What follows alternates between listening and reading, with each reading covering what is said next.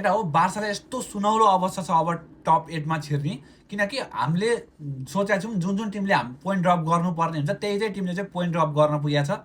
के अरे म्यानसिटीले point drop गर्यो, पिएसजीले पोइन्ट ड्रप गर्यो, त्यसपछि अर्को इन्टरले पोइन्ट ड्रप गर्यो। सो एउटा यस्तो गोल्डन चान्स हो केटा हो हाम्रो लागि।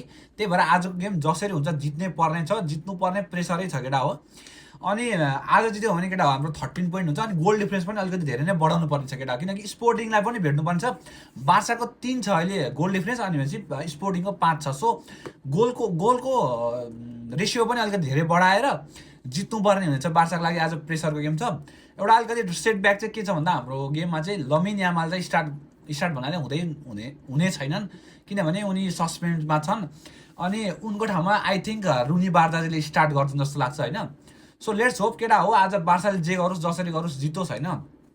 अनि टप 8को सपना चाहिँ अलिक कायम रहोस्। त्यसपछिको गेम पनि खासै गाह्रो छैन होइन, त्यसपछिको गेम पनि कम्फर्टेबलले विन जस्तो लाग्छ। सो एउटा गोल्डन चान्स हो केटा हो बार्साले टप 8मा क्वालिफाई गर्ने। आजको चान्स चाहिँ जसरी नै यो चाहिँ बढी गर्नुपर्ने हुन्छ बार्साको लागि चाहिँ प्रेसरै छ केटा हो। केटाहरूलाई के लाग्छ बार्साले आज जित्ला कि नजित्ला? Please do comment.